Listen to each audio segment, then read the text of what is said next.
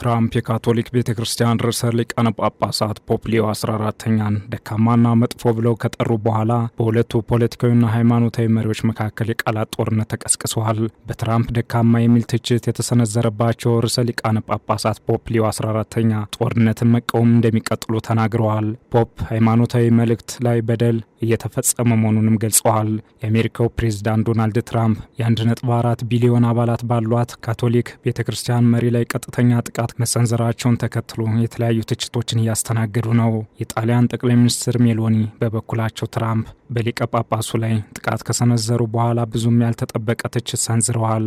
የካቶሊክ ቤተክርስቲያን ታሪክ ጸሐፍትም ትራምፕ የክፍለ ዘመኑ ስህተት ሰርተዋል ሲሉ ትችት ሰንዝረዋል። በዶናልድ ትራምፕና በርዕሰ ሊቃነ ጳጳሳት ሊዮ 14ኛ መካከል የተነሳው የቃላት ጦርነት በሁለቱ አንዱ የፖለቲካና ሌላኛው የሃይማኖት መሪዎች ብቻ የሚያበቃ አይደለም። ይህ ጉዳይ በርካታ ፖለቲካዊ ተጽዕኖ ይኖረዋል። ይህንና ተያያዥ ጉዳዮችን በዓለም አቀፍ ትንታኔ ዘገባችን እንመለከተዋለን። አበረ ስሜነ ነኝ።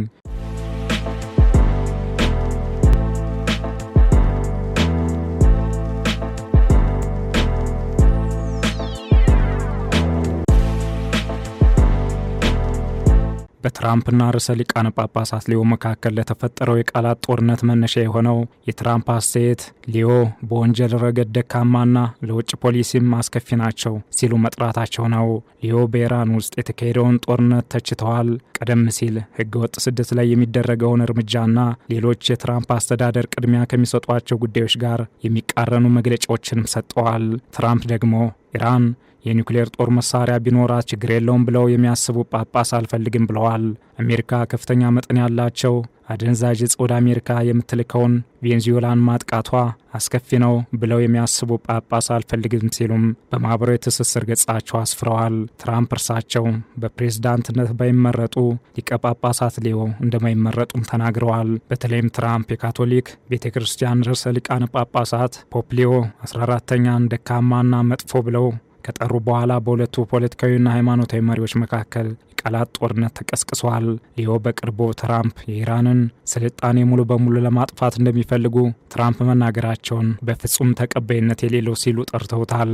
እናም የአሜሪካ ዜጎች ባለስልጣናትን፣ የፖለቲካ መሪዎችን፣ የኮንግረስ አባላትን እንዲያነጋግሩ፣ ለሰላም እንዲሰሩና ጦርነት እንዲያቆሙ እንዲነግሯቸው አበረታተዋል። ባለፈው ወር ባካሄዱት ስብከትም ሊዮ የመከላከያ ሚኒስትር ፒት ሄግስትን ንግግር ሲተቹ ታይተዋል።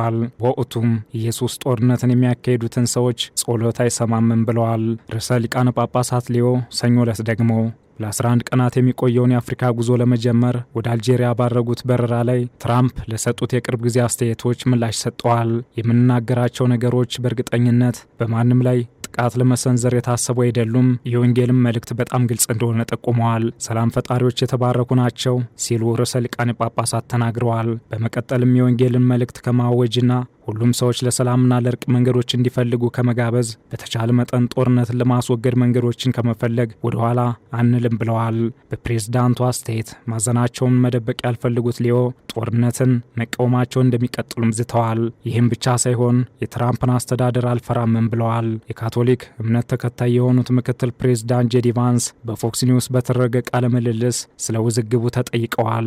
ቫንስ አንዳንድ ጊዜ በአሜሪካ የፖለቲካ መሪዎችና በቫቲካን መካከል መግባባቶች መኖራቸውን ገልጸዋል። ሊቀ ጳጳሱ ለሚያምኑባቸው ነገሮች መሟገታቸውን እንደ ስህተት እንደማይቆጥሩት ያላቸውን አቋም አንጸባርቀዋል። ነገር ግን ፕሬዝዳንት ትራምፕ የካቶሊክ ቤተክርስቲያን ፖሊሲ ማውገዝ እንዲቀጥሉ መፍቀድ የተሻለ ነው ብለዋል። በሁለቱ የተለያዩ መድረክ መሪዎች መካከል የተቀሰቀሰው የቃላት ጦርነትን ለማርገብ ትራምፕ ይቅርታን መጠየቅ እንዳለባቸው ሀሳቦችም ተሰንዝረዋል። ነገር ግን ፕሬዝዳንት ትራምፕ ርዕሰ ሊቃነ ጳጳሳት ሊዮ 14ኛ አሜሪካ ከኢራን ጋር ያደረገችውን ጦርነት በመቃወም መተቸታቸውን ተከትሎ ለሰነዘሩት የትችት አጸፋ ይቅርታ ለመጠየቅ ፈቃደኛ አይደሉም። ትራምፕ በዋይት ሃውስ ከጋዜጠኞች ጋር በተደረገ የጥያቄና መልስ መድረክ ላይ በአሜሪካ የተወለዱትን የካቶሊክ ቤተክርስቲያን መሪ እንዲሁም ራሳቸውን እንደ ኢየሱስ አይነት አድርገው ስላሰራጩት በአርቲፊሻል ኢንተለጀንስ የተዘጋጀ ምስል ተጠይቀዋል።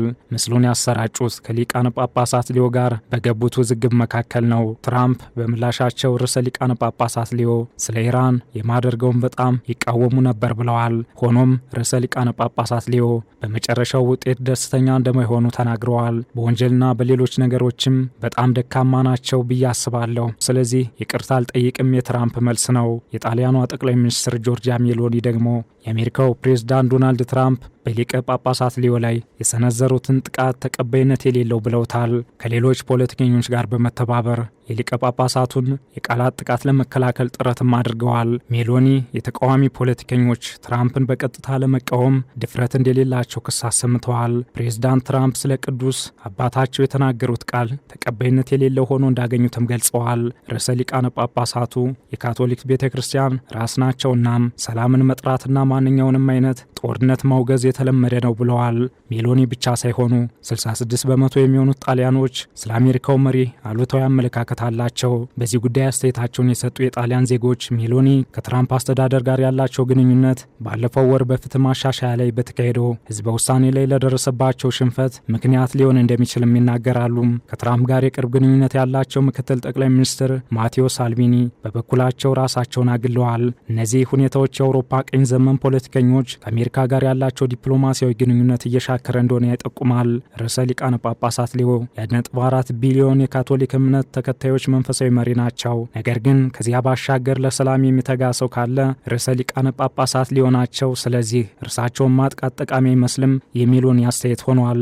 በጣሊያን በሚሊዮን ለሚቆጠሩ የጣሊያን ካቶሊኮች መንፈሳዊ መሪ ናቸው። ይህም በሁሉም አቅጣጫ ፖለቲከኞች ትራምፕ እርሳቸው እንዳይነኩ ለመከላከል እንዲሞክሩ አድርጓቸዋል። በሮማ ካቶሊክ ቤተ ክርስቲያን ርዕሰ ሊቃነ ጳጳሳት ላይ እንዲህ ያለ ግልጽ የሆነ የጥቃት እርምጃ ከታየ ዘመናት እንዳለፉ የተናገሩም አሉ። አንዳንድ የካቶሊክ ቤተ ክርስቲያን ታሪክ ጸሐፊዎችም ትራምፕ የክፍለ ዘመኑን ስህተት ሰርተዋል ሲሉ ተሰምተዋል።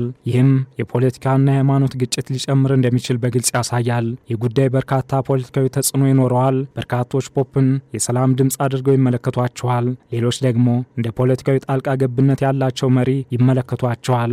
ይህም ማህበረሰብን ሊከፋፍል ይችላል። የትራምፕና የፖፕ ሊዮ ውዝግብ መንፈሳዊ መሪዎች በፖለቲካ ጉዳዮች ላይ አስተያየት መሰንዘር አለባቸው ወይ የሚል ሰፊ መከራከሪያ አስነስቷል። ይህም በሃይማኖትና ፖለቲካ ግንኙነት መካከል ቅራኔ እንዲፈጠር እድል ይፈጥራል። በዓለም አቀፍ ዲፕሎማሲ ላይ የሚያሳድረው ጫናም ቀላል አይደለም። የፖፕ የሰላም መልእክት ከትራምፕ የጦርነት አቋም ጋር ተጋጭቶ የአሜሪካን የውጭ ጉዳይ ፖሊሲ ሊፈታተን እንደሚችልም ሰፊ እምነት አለ። ይህም በአሜሪካ የፖለቲካ አመለካከት ውስጥ መከፋፈል ሊፈጥር ይችላል። የቃላት ጦርነቱ ከቀጠለ የፖለቲካና የሃይማኖት ግጭት ሊጨምርም ይችላል። ይህም በዓለም አቀፍ የሰላም ውይይቶች ላይ ተጽዕኖ እንዲያሳድር ያደርጋል። ይህ ግጭት ቀላል የቃላት ልውውጥ ብቻ አይደለም። የፖለቲካ የሃይማኖትና የዓለም ዲፕሎማሲ ግንኙነትን የሚነካ ነው። ዓለም አቀፍ ትንታኔ ዘገባውን ስናዘጋጅ ሮይተርስ፣ ዘጋርዲያን እና ሲኤንቢሲ ኒውስን በዋቢነት ተጠቅመናል።